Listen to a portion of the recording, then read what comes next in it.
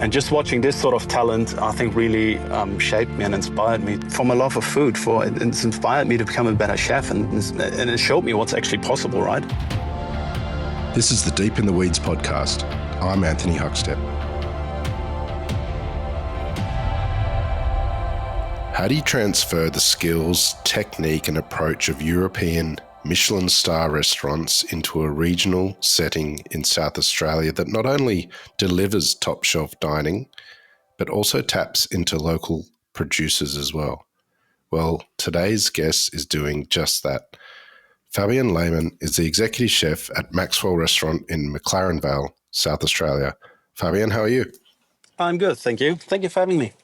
It's great to get you on the show. You're doing some wonderful things down there in South Australia. How's things at Maxwell Restaurant? Really good, really good. We can't complain. We've been very, very busy. It's a beautiful time of the year for us down here in the middle of vintage, and yeah, it's been very busy. What's it like running a restaurant as part of a very well-known winery? Does it affect sort of your approach to cooking and their approach to winemaking? Is there some sort of mix going on there? Yeah, we always trying to do everything matched to wines. We're always trying to include wines, new releases, new vintages into our menu. So we do always take front sort of set of mind is always the wine actually, and then we trying to plan our menus and our dishes around it.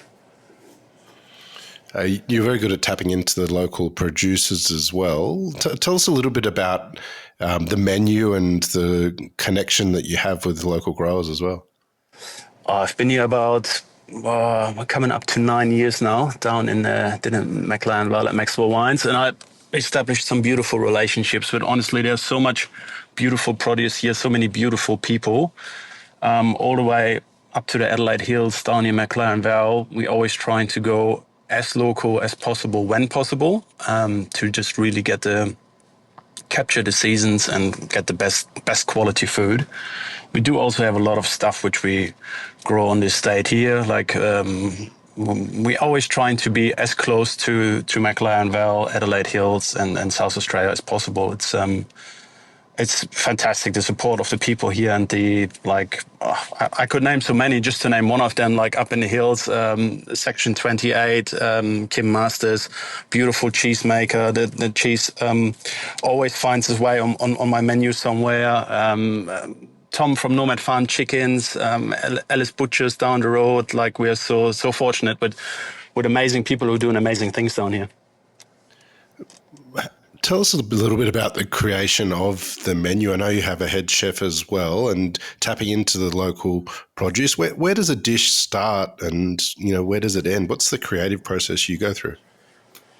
It really depends. Sometimes it comes together quite easy and happens quite quickly. But sometimes there are weeks and weeks of trials if we can't get it right. There's always a certain expectation, obviously, doing tasting menu only, and there's always we're only changing to improve things. We don't change for the sake of changing anymore. So if it's not right, it doesn't go on the menu, and sometimes that happens quite easily, and sometimes that takes a while, and things need to be tweaked and then trialed again and then redone. And it's easy to do it sometimes once when you trial a dish or twice, but we're doing an average about 35 to 40 covers a day. It's difficult to get that 40 times a day perfect as well. So the trial period can be sometimes quite extensive, and sometimes it just really falls into place quite quickly. We are always inspired by seasonality, obviously, and we're sort of having a big focus on building our flavors throughout the menu, so we can actually use the wine in the best way possible, suited. So when you do the wine match, that the flavors building up, and you go from a light style white wine into a rosé, into a red, into what we're known for, the best, obviously heavy Shiraz with mangoes normally. You mentioned that you've been there for almost 10 years. Tell us a little bit about McLaren Vale. How much have you seen that change over the last decade, and particularly from a food sense? A lot, so much. I think when I started down here, around us were about 5 restaurants doing tasting menu only. I think, if I'm not wrong, we are probably the only ones left doing it now, but it has changed a lot. So there is something, I think, close to 70 wineries around us. A lot of them have food offerings. It is a very, very busy spot on the weekends. Lots of tourists and long weekend sort of destination. The food scene as such, there's some beautiful places around us. Karina from the Salopian Inn, they're doing beautiful things there with their own vegetable garden. There are some beautiful local producers. The Wollongas Farmers Market is around the corner. The food scene as such is just beautiful. There's something for everyone down here. Honestly, it's you find anything from a platter to a fine dining tasting menu. Yeah.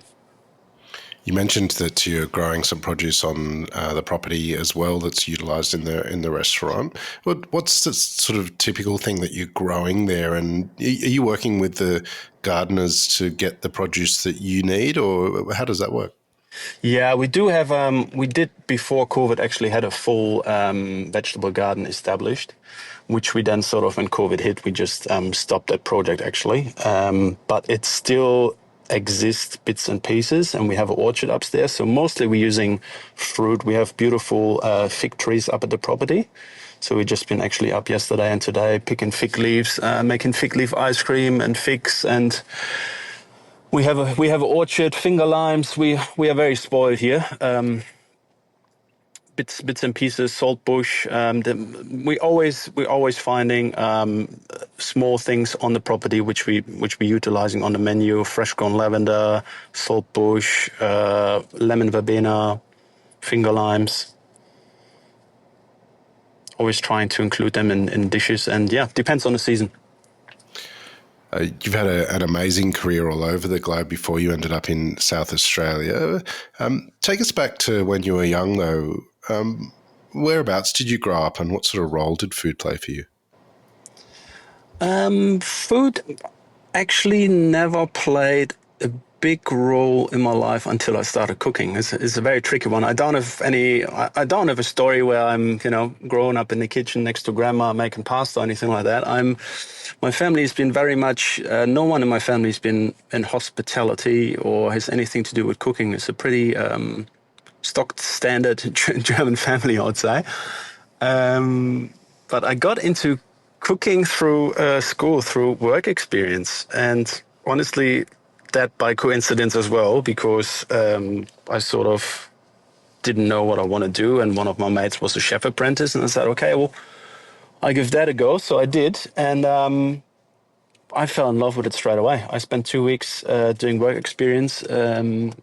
And the head chef there told me, look, you seem to enjoy it. If you like it, when you finish school, give me a call. You can do your apprenticeship here.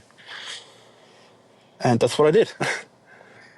So it's been, I actually never got really, it started playing a big role in my life when I actually started professionally cooking. So it's,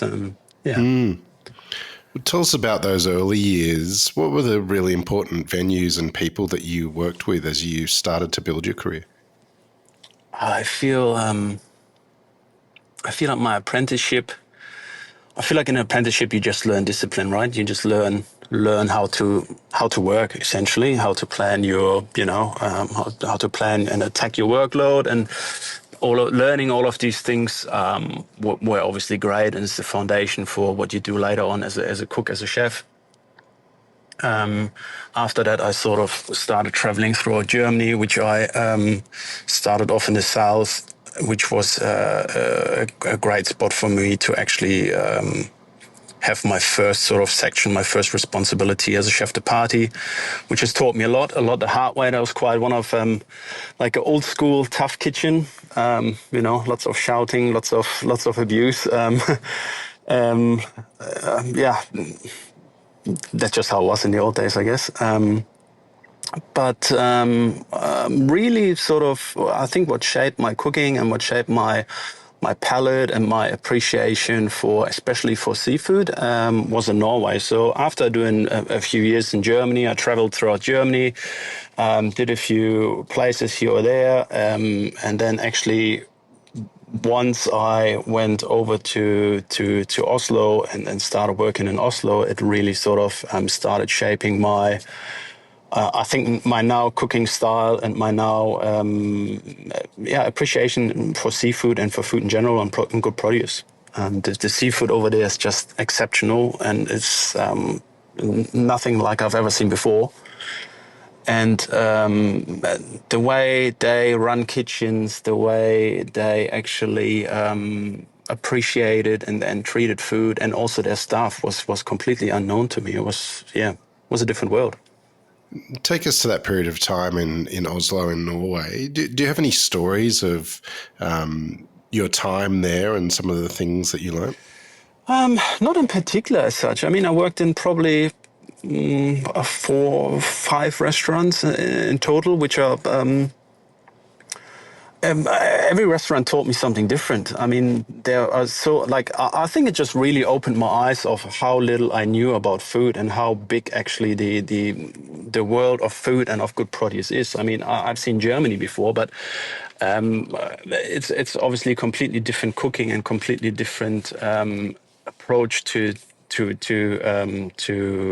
cooking and designing a menu. So my first job, or one of my first jobs in Norway, was actually a tasting menu. It doesn't exist anymore. A tasting menu only restaurant run by Terry Aness, who was a Michelin star chef who won Bocuse d'Or back in the days.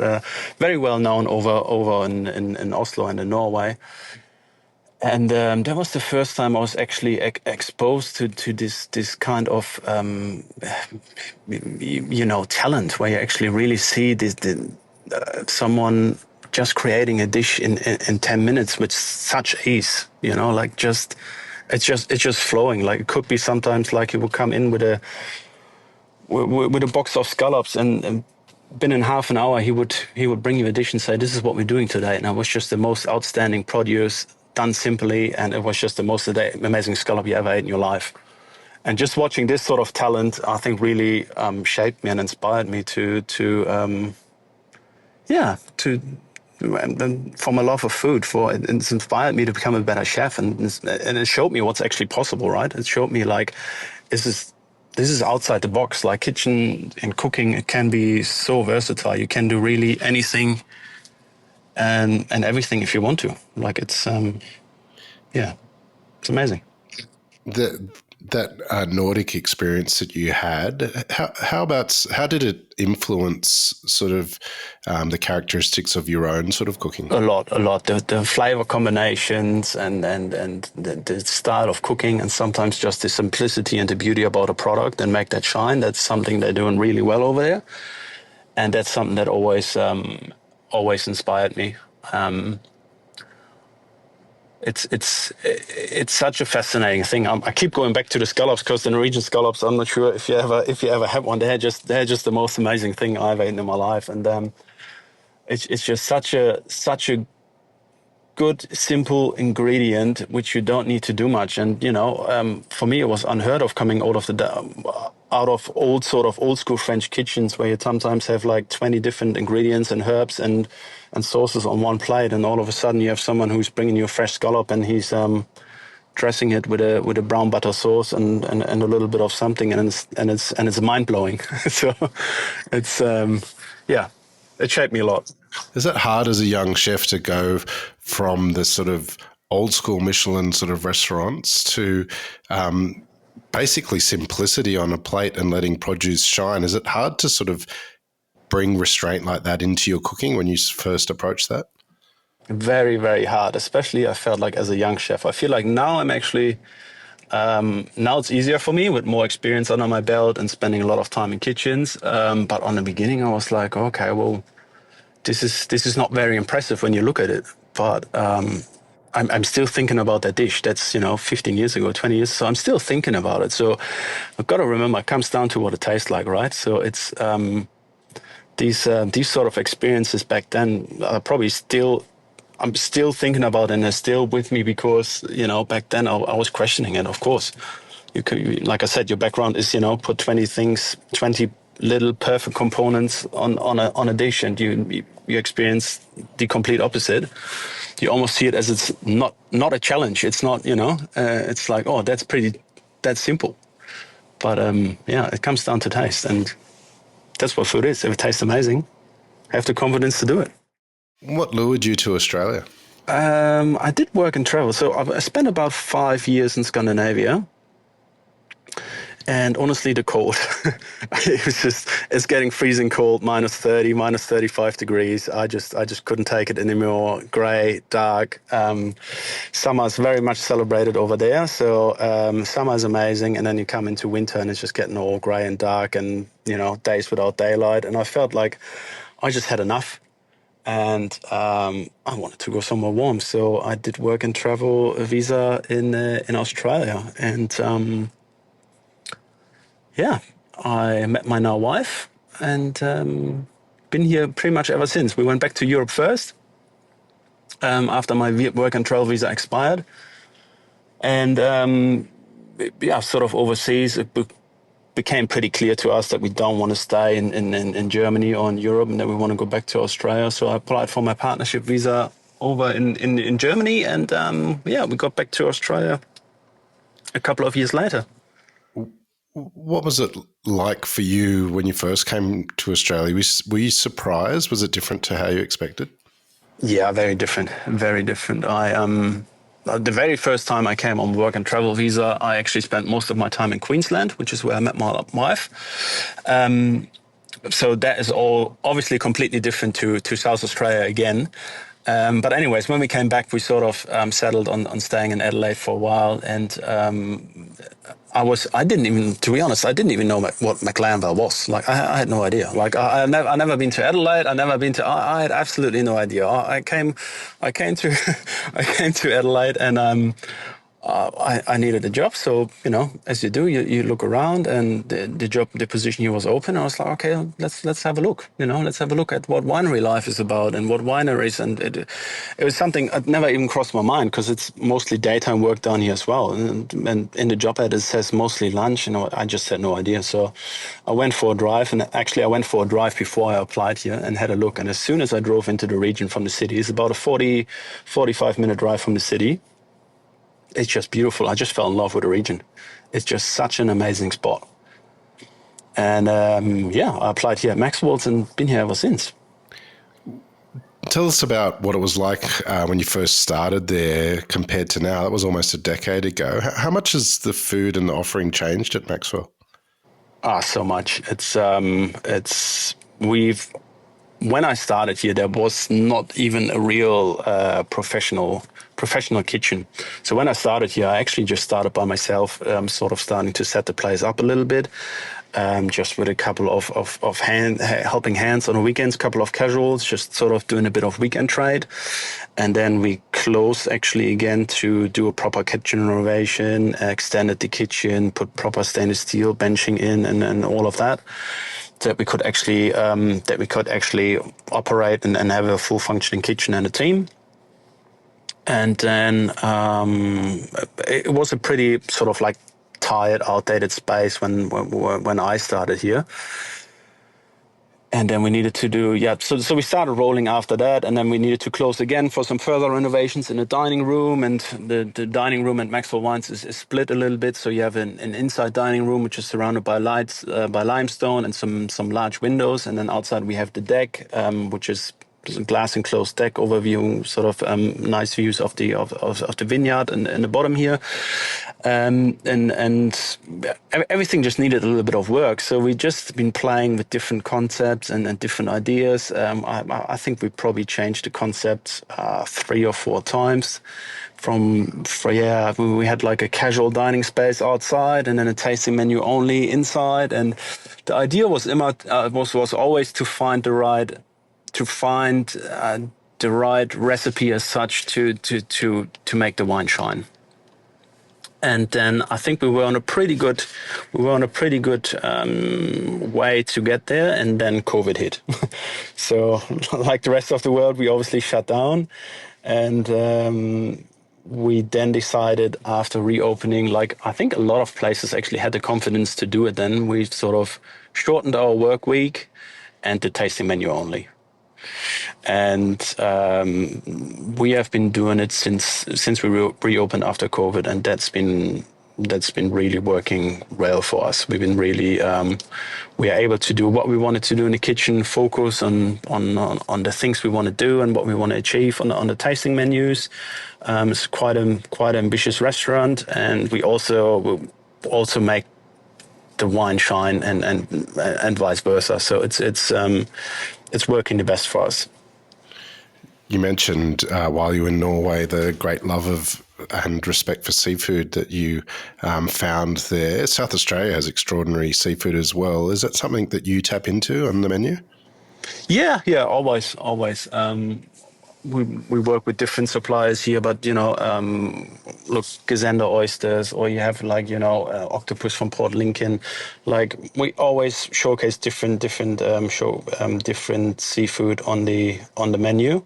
In fact, we're now doing for Tasting Australia, which is just around the corner. We're doing a event with Scott from McGill Estate Restaurant, who is we actually decided on. We're normally doing a producers event every year where we're showcasing South Australian producers, and this year we said we're doing it slightly different because it's the 5th or the 6th time we're doing it in a row. Anyways, we're going to showcase South Australian seafood, so we decided to make it a bit of a seafood themed menu, and yeah, we really celebrate the extraordinary South Australian produce and seafood. You're doing amazing things down there. Tell us a little bit about your menu and your food. You mentioned that simplicity is at the core and also great produce. Is there a dish or two that you can tell us about that sort of exemplifies your approach? Yeah, well, we're working with. I have this beautiful octopus dish, which is Mark, the owner here. Mark Maxwell, he begs me to put it back on the menu every time I take it off, and it's a dish which I started very, very, very early on, which is a super simple dish, which is basically a barbecued Port Lincoln octopus, which has been tenderized and barbecued, and then so we give it a really, really heavy char, almost burn it to get it really nice and crispy, and then we serve it with a burnt butter, soy sauce. And we have like different things like pickled chili, a little bit of ginger, pomegranates, chives through it, and that's it. It's so simple but so good. And that's a dish which it sort of keeps coming back onto menu every now and then, But yeah, I tweaked it a few times, and I actually felt every time I tweaked it, I was like, no, we can do this better, and we can do this different. It never needed it, so we just gone back to the basic. So guests are actually quite sometimes like so surprised when we're sending it out, and you get a piece of octopus on a plate, and then it's like, oh well, that's it. But then you do the sauce tableside, which is all the beautiful colors like the bright green or the red of the pomegranate or whatever might be in the sauce that day, and people are just okay, and then they start eating, and just like, wow, like this is just this really, it's just all about making the produce shine. You built your career in old school Michelin star restaurants in Germany, and then sort of the new guard in Norway, and now in South Australia. How different is sort of running a award-winning restaurant in South Australia compared to sort of those other countries that you've worked in? Very, very different. I mean, things have obviously changed, right? Like, back in the days, the way I got treated or staff got treated in general is just absolutely unacceptable, and is something that the industry changed for the better. It is very, very different. Like the only thing I took away from these places, yes, I became a better chef, and yes, I learned discipline and all of these things. But most of the times I looked up to these people and said, I don't want to. If I ever run a kitchen, I don't want to run a kitchen ruled by fear or that was always something I felt very passionate about. Like so the way I run my kitchen is very simple. I'm actually really a firm believer in surround yourself with passionate people, surround yourself with people who believe in what you believe in. And give them their freedom. Let them do, yes, give them guidance and shape them and help them. But there's my kitchen is probably one of the if you step in that kitchen, it's quiet. Like everyone is just enjoying the work. keeping their head down, working hard, but it's a fun-filled environment where people can grow and learn and not afraid to ask questions. It's very important for me. I never wanted any of those work environments where you're scared to do something wrong or you're afraid to get yelled at or anything like that. It's a very it's a big team approach here. We are all about teamwork and yeah. You're doing amazing things down there. What's next for you over the next couple of years? I'm quite happy where I am right now with the restaurant, how things go, and we are in a very, very fortunate position that we are very busy. I mean, it's tough out there. We all know hospitality's been in a crisis. Well, it's a tough market for a tasting menu only with a certain price point. It's not easy, but we are very fortunate. We are very busy, and that's something that I really enjoy at the moment because one of my personal goals was always to just have the place full and humming and see lots of happy guests leaving, and it's a special occasion restaurant, so that's always been one of my biggest goals, to just be that restaurant which is booked out a few weeks in advance and just have a restaurant with happy guests. What the future holds, I'm not sure at this stage. I feel quite passionate about a little program that I'm about to start, which is for the next generations of chefs. If that makes sense, I would really like to do something to actually put the spotlight on the people behind the scenes. It's not always about the chef in the front focus. It's about teamwork, and I feel like a lot of young chefs actually dropping out of the industry because of a certain amount of frustration, of not getting the spotlight, of wanting to show what they can, but just someone needs to give them the opportunity. So we are planning to launch in winter actually a new chef series, which is not a collaboration as such, where I'm teaming up with other head chefs from other venues, but where I've chosen younger candidates or people who have come through my kitchen in the early stage, and now they kept on cooking and they are sous chef somewhere or junior sous chef, and they are climbing the ladder and they have become amazing chefs. They're just not right there to be taken on a kitchen, or they're just not there to be head chef yet. So I wanna give them the opportunity to basically give them the spotlight at Maxwell's for a night. So yeah, we're planning on getting those young chefs in and let them create and plan their own menu. Obviously with our help and the full support of the team at Maxwell's, and just really let them show the world this is me on a plate. This is what I want to. This is what I can do, and this is what this is me on a plate, and this really give them the spotlight to showcase their passion and their drive for the industry. Well, it's incredible what you're doing, and an honor to get you on the show today. What do you love about what you do? I love the creative part of things, to be honest. I really love there's so much you can do with food. There's so much you can, like the instant feedback you sometimes get for a dish or for something you've been working on really hard to get it right, and the creative process of first of all figuring it out and getting it just the way you imagine it, and then getting pretty much instant feedback from a guest. That's just something that I really that's really special to me, to make someone's day, to make someone's anniversary, to make someone's birthday. Yeah, that's something I really enjoy. We have a little bit of an open kitchen. We're trying to be showing our face in the dining room a little bit as chefs, so not trying to hide too much behind the wall. And yeah, it's great. It's great getting that feedback and that instant hopefully smile, someone eating your dish, and that's actually really a big part of making their special day. Well, Fabian, it's amazing to get you on the show, and can't wait to see where you take things from here, particularly with helping young chefs. Please keep in touch and we'll catch up again soon. Thank you. Thank you for having me. This is the Deep in the Weeds podcast. I'm Anthony Huckstep. Stay tuned as we take a deep dive into the lives of the incredible people who ply their trade in the food and hospitality sector. Special thanks to executive producer Rob Locke for making this all happen. Follow us on Instagram at Deep in the Weeds Podcast, or email us at podcast@deepintheweeds.com.au. Stay safe and be well.